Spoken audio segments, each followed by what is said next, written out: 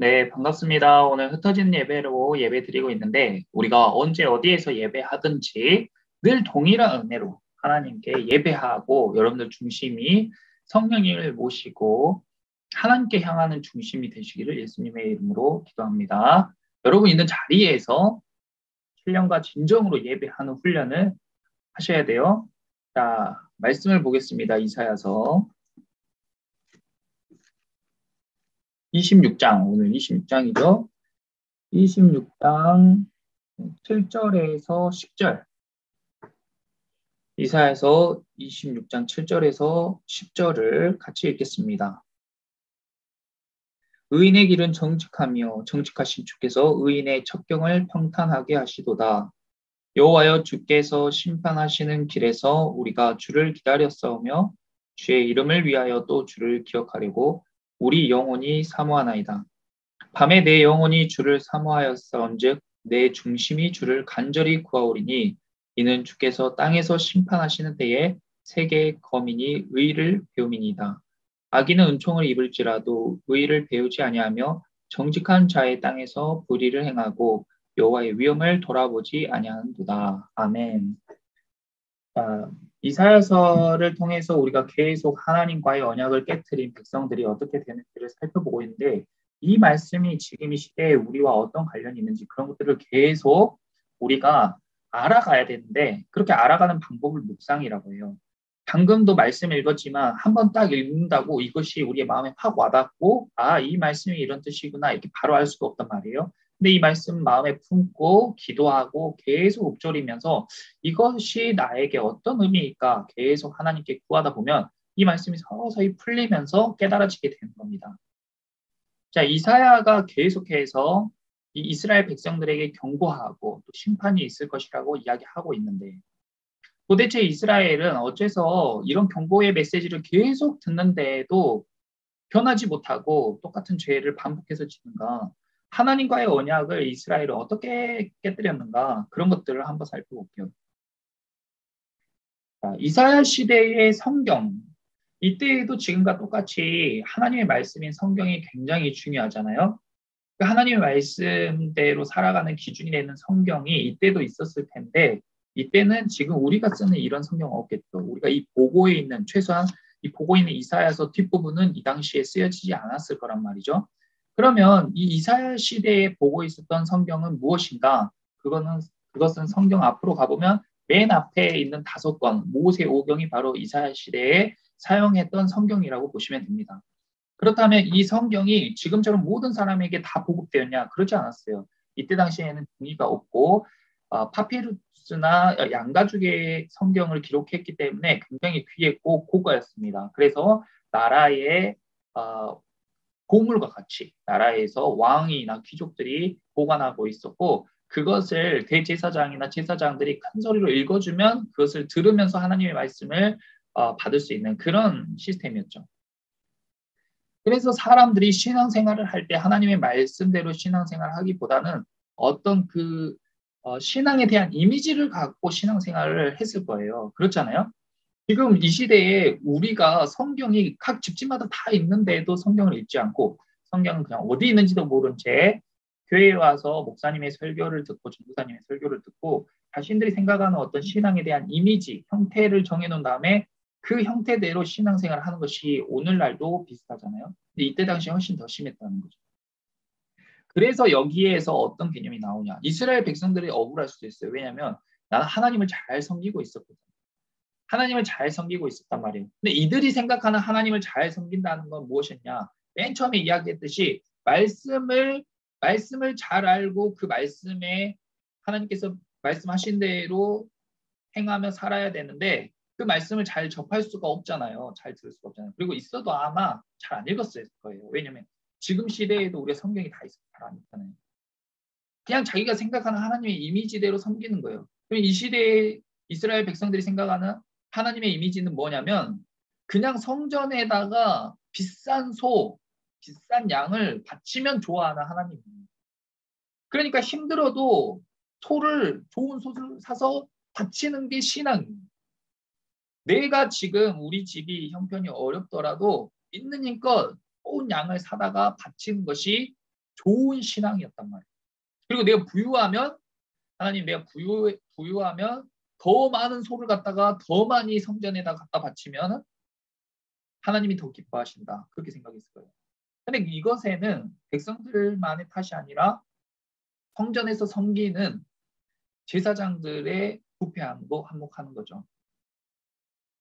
이 사무엘 상에 보면 맨 처음 부분에 이 어린 사무엘이 성전에 있을 때에 엘리 제사장의 두 아들들, 그러니까 엘리 제사장을 이어서 제사장 직분을 이어받을 그 아들들이 어떻게 행동했냐면 하나님께 드린 그 제물들을 하나님께 예배하기도 전에 막 삼시창으로 찔러가지고 자기들이 먹잖아요. 그래서 그것을 관리하는 사람이 말린단 말이에요. 제사를 드린 후에 먹으라고. 그런데 제사를 드리고 나면 기름이 쫙 빠져서 퍽퍽한 고기를 먹게 되니까 싫다는 거예요. 기름지고 우리가 흔히 말하는 막 그 마블링이 풍성한 부드러운 고기를 먹고 싶으니까 그냥 막 갖다 먹어버리는 거예요. 그러니까 이 제사장들이 그런 고기 아니면은 그 헌물, 헌금, 금, 은 이런 걸 성전에 바치는 것들을 너무 좋아하니까 백성들이 그런 걸 갖다 바치면 제사장들이 뭐라고 해요? 당신은 복 받을 겁니다. 하나님께서 기뻐하십니다. 그러니까 백성들은 그 말만 믿는 거예요. 아니 제사장이 말했으니까 당연히. 그런데 제사장들은 점점 더 부유해지고 자기 배를 채우고 백성들은 점점 더 하나님과 멀어지는 길로 갔던 거죠. 그렇게 신앙생활을 해서 이스라엘이 결국 하나님께 이런 책망을 받게 됐다. 근데 그건 지금 시대에도 마찬가지잖아요. 교회에 다니는 많은 크리스찬들, 성도들이 있지만 하나님의 말씀을 정말 매일매일 아니면 정해진 분량을 자기가 읽으면서 이 성경을 처음부터 끝까지 읽어본 사람도 많이 없을 거예요. 근데 어떻게 하나님을 안다고 자신하면서 막 그렇게 신앙생활 하는지 참 놀라운데 아무튼 그렇게 해요. 그리고 열심히 헌금하고 주일 잘 지키고 하면 본인이 엄청 신앙생활을 잘하고 있다고 생각하죠. 이스라엘 백성들이 똑같이 그렇게 행동하면서 어떻게 했어요? 가난한 사람들에게 있는 금품을 빼앗고 불의한 행동을 하면서 갈취하고 지금과 똑같아요. 불법을 저지르고 편법을 저지르고 자기 힘을 이용해서 약자들을 괴롭혀서 부를 착취하고 그렇게 해서 부자가 돼가지고 목이 뻣뻣해지고 그리고 성전에는 헌금을 하면서 자신이 의롭다고 그렇게 착각하는 그런 모습이 지금과 똑같다. 그래서 이사야의 시대에 아니 하나님을 섬기는 건 그런 형식적인 게 아니야. 그런 제사의 형식이 아니야. 너희는 지금 그런 예배를 거룩하게 드리고 성전을 멀끔하게 짓고 하나님께 좋은 헌물을 많이 드리는 그런 것들이 좋은 신앙이라 생각하는데 아니 그거 아니에요. 그럼 어떤 게 좋은 신앙이에요? 26장의 그것에 이야기하죠. 이사야서 26장. 자, 다시 26장 2절 보겠습니다. 너희는 문들을 열고 시내를 지키는 의로운 나라가 들어오게 할지어다. 어디 문을 열어요? 성문을 열라는 거예요. 이스라엘의 성문을 열고 지금 완전히 불이하게 된 이 이스라엘에 하나님을 섬기는 형식, 껍데기만 남은 속은 완전히 썩어버린 컵으로 치면 겉만 깨끗하고 속은 완전히 더러워서 아무것도 거기에 담아서 먹을 수 없는 그런 형편이 된 이스라엘에게 문을 열고 신의 믿음과 의로, 믿을만 하고 의로움 그런 것들을 지키는 의로운 나라가 들어오게 할지어다. 그래서 이 나라가 의로운 나라가 되게 할지어다 이 말이죠. 7절부터 10절까지 오늘 읽은 부분 봐볼게요. 의인의 길은 정직하며 정직하신 주께서 의인의 첩경이라는 건 좁은 길을 이야기해요. 의인의 길은 좁은 길이죠. 좁은 길을 평탄하게 하시도다. 이 의인의 길을 산다는 거 굉장히 어렵잖아요. 이 좁은 뿐만 아니라 험악하고 막혀있기도 하고 의인의 길을 가기가 힘들단 말이에요. 근데 이 힘든 길을 평탄하게 해서 잘 갈 수 있게 만들어 주신다는 겁니다. 자, 계속해서 봐볼게요. 9절 밤에 내 영혼이 주를 사모하여 싸운즉 내 중심이 주를 간절히 구하오리니 이는 주께서 땅에서 심판하시는 때에 세계의 거민이 뭘 배워야 돼요? 의를 배웁니다. 의의 중요성, 의가 중요하다. 정의와 공의가 사라졌다 이 시대에는. 하나님을 믿는 백성들의 의무는 의로운 삶이다. 이걸 이제 이사야 시대에 비로소 강조하고 많은 선지자들이 막 일어나서 막 호세아, 아모스, 미가 이런 사람들이 다 일어나는 말이 뭐예요? 의롭게 살아는 거예요. 이스라엘아 의롭게 살아라. 하나님이 의로운 사람을 기뻐하신다 이거죠. 그래서 올바른 성도의 모습이 무엇이냐? 올바른 성도의 모습은 의로운 성도, 의롭게 사는 것. 근데 이스라엘 백성들이 나는 불의하게 살아야지 이렇게 생각했겠어요? 그렇지 않죠. 자기들은 자기들이 생각한 옳은 방향, 옳다고 여기는 대로 살았어요. 그런데 왜 그들이 의롭지 못했냐? 그거는 의에 대한 개념이 잘못됐기 때문이에요. 그래서 세계의 거민들이 각자 다 자기가 생각하는 의로운 모습으로 살아가고 있었는데 이제 주께서 땅을 심판하시는 그때의 세계의 모든 사람들이 의에 대해서 비로소 제대로 배우게 된다 이 말이죠. 의에 대해서 하나님께 배워야 돼요. 이걸 참 이렇게 간단하게 이야기하기가 굉장히 어려운데, 그러니까 여러분도 다 여러분 나름 의롭게 살고 있을 거예요. 그런데 다 기준이 다르기 때문에 무엇이 진정한 의인지를 알 수가 없다는 것이죠. 그래서 지금 시대에는 그냥 너 자체가 옳다, 너가 옳다. 이게 포스트 모더니즘이잖아요. 너가 옳다, 너 하고 싶은 대로 하고 살라. 이게 이 시대에 이야기하는 의로움입니다. 근데 성경은 그렇게 이야기하고 있지 않아요. 하나님께서 의롭다고 이야기하고 계신 것입니다. 그래서 다시 이스라엘 백성들이 그러면 이 시대에 의롭게 되기 위해, 의를 배우기 위해 어떻게 했어야 되는가? 그것은 하나님의 말씀인 성경을 읽고 듣고 그 말씀대로 살아가기를 힘써야 되는 거죠. 다시 신명기로 가볼게요. 이 백성들에게 그런 말씀이 안전해진 게 아니에요. 이 백성들이 듣질 않고 배우려 하지 않았기 때문에 몰랐을 뿐입니다. 신명기 30장 11절. 구약성경 310페이지 신명기 30장 11절 봐보세요. 내가 오늘 내게 명령한 이 명령은 너한테 어려운 것도 아니고 먼 것도 아니다. 하늘에 있는 것이 아니니 내가 이르기를 누가 우리를 위하여 하늘에 올라가 그의 명령을 우리에게로 가지고 와서 우리에게 들려 행하게 하랴 할 것이 아니요. 이것이 바다 밖에 있는 것이 아니니 내가 이르기를 누가 우리를 위하여 바다를 건너가서 그의 명령을 우리에게로 가지고 와서 우리에게 들려 행하게 하려 할 것도 아니라. 자, 하나님께서 이스라엘 백성 그리고 우리에게 바라시는 것은 어려운 것도 아니고 먼 것도 아니에요. 예수님이 뭐라고 했어요? 내 멍에는 쉽고 가벼워.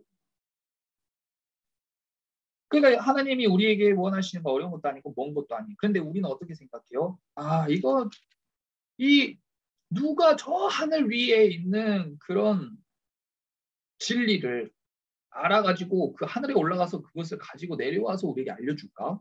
그런 어떤 신비주의, 막, 뭐예요?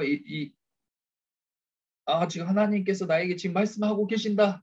몇 월 며칠 이 지구가 종말할 거야. 막 이런 거 있잖아요. 아니면 너는 앞으로 정말 못생긴 남자와 결혼하게 돼. 그게 싫으면은 힘껏 봉투에 돈을 담아서 신에게 바쳐라. 막 이런 거. 그런 걸 너무 좋아해. 그리고 바다 밖에 있는 것이 아닌데 누가 우리를 위해서 바다를 건너갔어. 저 바다 멀리 바다를 건너가서 그 막 인도 그런 막 산에 수영하고 있는 아니면 저 바다 건너편에 동경 있잖아요. 저 멀리 있는 사람들이 더 지혜롭고 더 심각 가깝고 더 뭔가 알 거야. 막 이런 것들. 누군가가 내가 갈 용기는 없고 누군가 가서 그런 걸 가져온 사람이 있으면 좋겠어.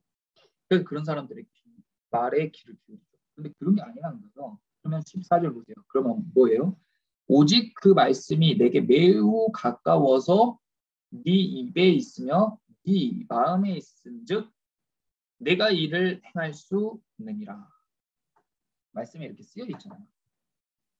이런 말씀이 너무 많은데 너무 자세히 하나님께서 우리를 알려주셨는데 이스라엘 백성이 마찬가지예요. 이스라엘 백성이 만약에 이런 말씀을 잘 알았다면 이게 그때에도 동일하게 있었던 말씀이기 때문에 알았다면 이 왕들이 어리석게도 바알신을 데려오고 또 그 옆나라의 그런 우상을 동경해가지고 자기의 첫째 아들을 불 가운데 던져 태워 죽이는 그런 끔찍한 행동하지 않았겠죠.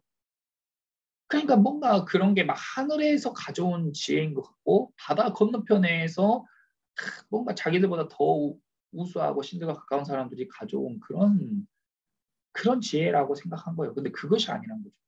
그것이 아니고 가까운 데 있다. 진리는 가까운 데 있다. 어디에 있냐면 네 입과 네 마음에. 네 입과 네 마음에 있는 거예요. 그래서 그것을 행할 수가 있는 거예요. 여기까지가 하나님이 원하시는 올바른 신앙생활이죠. 그러니까 성경의 여호수아에서도 그렇고 뭐 시편이나 다윗 이야기에서도 계속해서 뭐라고요? 하나님의 말씀을 읽으라고 하는데 소리내어 읽으라고 하죠.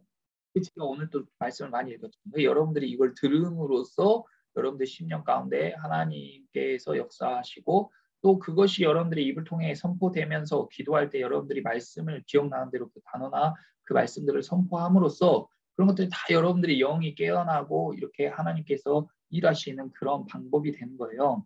그래서 그런 것들이 여러분들 마음에 있은즉 여러분들이 그걸 행동하게 되는 거죠. 어떻게 행동해요? 의롭게 행동하게 된다. 하나님의 말씀을 기준으로, 그러니까 말씀에서 이야기하는 그 껍데기가 아니라 중심, 마음이죠. 그래서 그 마음이 중요하다는 거예요. 그것에 대해서 이렇게 계속 자세히 이야기하고 있습니다. 그래서 결론은 하나님의 말씀을 여러분의 입과 마음에 두라는 거예요. 이사야서도 계속 그 말씀입니다. 하나님의 말씀을 여러분들의 입과 마음에 두라. 그래서 여호와를 아는 지식이 물이 바다를 덮음같이 지면에 딱 덮였을 때에 그 사람들의 입을 통해서 하나님의 말씀이 선포되어질 때 그렇게 딱 지면에 물이 덮인 것 같이 이 세상의 사람들이 말씀에 대해 딱 깨닫게 되잖아요. 그러면 내가 아무리 힘 있는 사자라 할지라도 힘없는 양을 잡아먹는 것, 포악하게 죽이는 것은 정의롭지가 못하구나 하는 것을 딱 깨달아 알았을 때 그것이 완전히 고쳐져서 어린아이와 어린 양들이 막 괴롭혀도 절대로 물지 않는 사자가 되는 거죠. 그리고 그런 대상들이 함께 모여 사는 그런 나라가 바로 평화의 나라라는 거예요. 여러분 오늘 이렇게 짧게 성경을 같이 나눴는데 성경을 읽고 성경을 배워야 돼요. 저는 성경을 배우는 게 중요하다고 생각합니다. 여러분들이 기회가 되면 우리가 또 팀 복음학교를 한번 해서 여러분들과 함께 성경을 자세히 나눌 기회가 있었으면 좋겠는데 이 주일에 여러분들 일주일에 한 번 20분에서 30분 설교 듣는 것으로 너무 부족해요. 너무 부족합니다. 최소한이고 그것이 충분하다 생각하면 안 돼요. 그것은 최소한이고 여러분들이 더 신앙적으로 성숙하고 성장하고 하나님의 뜻을 여러분들이 알고 그리고 그 말씀이 힘있게 여러분들의 삶 가운데서 작동하는 그 믿음의 믿음의 장성한 분량으로 가기 위해서는 성경을 계속 읽고 기도하면서 영혼을 깨우고 그리고 여호와를 아는 지식이 충만하면 충만할수록 힘이 생겨요. 그래서 여러분들 말씀을 잘 읽으시고 그리고 기회가 되면 꼭 성경을 배울 수 있는 기회가 되면 여러분들과 함께 나눌 수 있게 됐으면 좋겠습니다.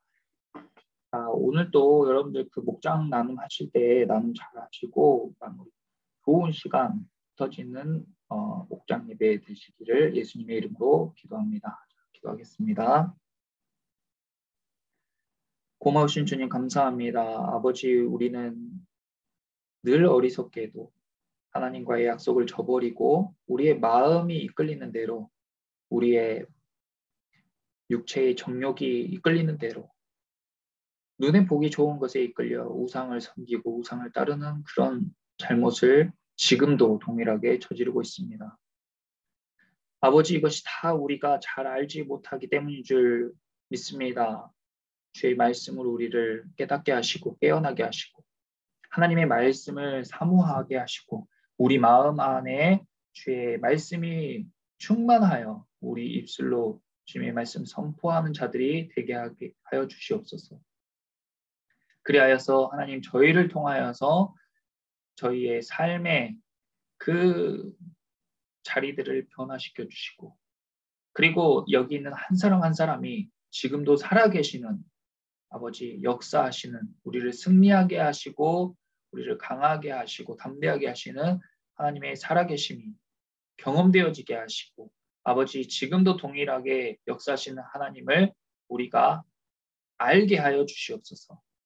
그래서 정말 부끄럼 없이 담대하게 내가 만난 하나님을 전할 수 있는 우리 학생들, 선생님들이 다 되게 하시고 예배의 시간이 정말 감격과 감사와 정말 그런 전율로 하나님을 향한 그런 영광의 임재에 우리가 정말 떨며 두려워하며 예배할 수 있는 우리 독파지가 되게 하여 주시옵소서.